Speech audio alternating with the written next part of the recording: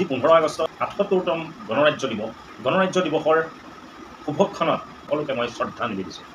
আচলতে ওপৰৰ মাল বুলি ক'লে আপুনি কাক বুজি পায়? ওপৰৰ মাল সেইবোৰ নহয় যিবোৰে মুখত যি আহে তাকে বকি দিয়াৰ পিছত ওপৰৰ মাল বুলি কয়। সেইবিলাকৰ কথা মই আজি ক'বলৈ যোৱা নাই। মই আজি ক'বলৈ বিচাৰিছোঁ ওপৰৰ মাল মানে আমেৰিকাৰ কথা ক'ব বিচাৰিছোঁ। কাৰণ সকলো দেশতকৈ সদায় ওপৰত থাকিবলৈ চেষ্টা কৰে আৰু সদায় আমি বিভিন্ন ক্ষেত্ৰত আমি সেই দেশখনক সদায় ওপৰত দেখা পাওঁ। ৰিচাৰ্চৰ ক্ষেত্ৰতেই হওক, আৱিষ্কাৰৰ ক্ষেত্ৰতেই হওক বা তেনেকুৱা যিকোনো এটা ক্ষেত্ৰত আমি সেই দেশখনক সদায় ওপৰত দেখা পাওঁ। আৰু সেইখন দেশৰ পৰা ভাৰতত ফুৰিবলৈ বুলি এজন আমেৰিকান আহি পেলাই তেওঁ ভাৰতবৰ্ষৰ বিভিন্ন ঠাইত আমেৰিকাৰ মানুহ বুলি ক'লে আপুনি জানেই যে সকলো বস্তু তেওঁলোকে ৰিচাৰ্চ কৰি ভাল পায়, ৰিচাৰ্চ কৰি ফুৰে।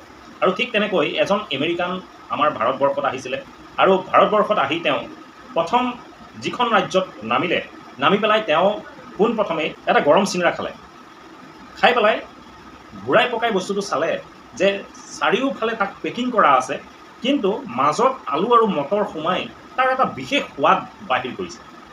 আৰু তেনেকৈ তেওঁ যেতিয়া অন্য এখন ষ্টেটত গ'ল তেতিয়াও তাতো গৈ সেই যিটো আমি চিংৰা বুলি কওঁ, আচলতে এই চিংৰাটো গোটেই ভাৰতবৰ্ষতে উপলব্ধ হয় আৰু ভাৰতবৰ্ষত ইয়াক আমি চামোচা বুলি জানো। আৰু সেই চামোচাটো তেওঁ য'লৈকে গৈছে ততেই সেই চামোচাটো খোৱা আৰম্ভ কৰিলে। মানে ইমানেই ভাল পালে সেই চামোচাটো।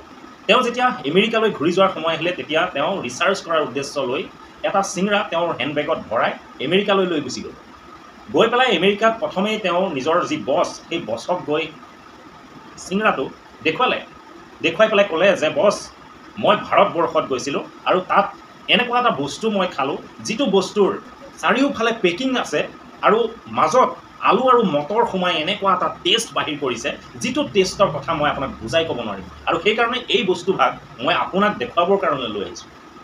তেতিয়া সেই বছজনে চিধাই এটা কাণতলীয়া স্বৰ তেওঁক লগাই দিলে।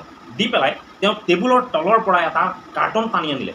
কাৰ্টনটোৰ ভিতৰত কি আছিলে বাৰু আপুনি জানেনে? কাৰ্টনটোৰ ভিতৰত আছিলে জিলেবী। কাৰ্টনটোৰ ভিতৰৰ পৰা এখন জিলেবী তেওঁ বাহিৰ কৰি পেলাই ক'লে যে মোক নুসুধাকৈ তই সেইখন দেশত কিয় গৈছিলি? এইটো কি দেখিছ? এই বস্তুটো আজি মই কিমান দিনৰ পৰা ইয়াত থৈ দিছোঁ। মই ৰিচাৰ্চ কৰি আছোঁ ইয়াৰ ওপৰত। ইমান দীঘলীয়া অকোৱা পকোৱা এটা ঘূৰণীয়া বস্তু, তাৰ মাজত চেনি আৰু ৰস কেনেকৈ সোমাই পেলাই সি ইমান টেষ্ট কেনেকৈ দিব পাৰিছে, ইয়াৰ ওপৰত মই গৱেষণা চলাই আছোঁ। গতিকে তই মোক নুসুধাকৈ সেইখন দেশত কিয় গৈছিলি? আজিৰ সময়ত যদি আপুনি চায় তেতিয়াহ'লে আমাৰ ভাৰতবৰ্ষ এনেকুৱা এটা স্থানত আছে যিটো স্থানত এখন বেলেগ দেশে ডাঙৰ ডাঙৰ বস্তুৰ কথা ভবাটো বহুত দূৰৰে কথা। এটা 10 টকীয়া দামৰ চিংৰা, এখন জিলেবীৰ কথাও যদি তেওঁলোকে চিন্তা কৰে তেতিয়াহ'লে সেই বস্তুটোৰ ওপৰত ৰিচাৰ্চ কৰা আৰম্ভ কৰিব লগা হৈছে তেওঁলোকে। আজি ভাৰতবৰ্ষৰ ডাঙৰ ডাঙৰ সৃষ্টি, ডাঙৰ ডাঙৰ আৱিষ্কাৰৰ কথা এখন ভাল ভাল দেশে চিন্তা কৰি পাৰ নোপোৱা হৈছে। কাৰণ আজি আমাৰ ভাৰতবৰ্ষখন এনেকুৱা এটা স্থানত আছে যিটো স্থানত ভাল ভাল দেশে আজি চিন্তা কৰিব লগা হৈছে আমাৰ ভাৰতবৰ্ষক লৈ। আমাৰ ভাৰতবৰ্ষখন সঁচাই বহুত মহান।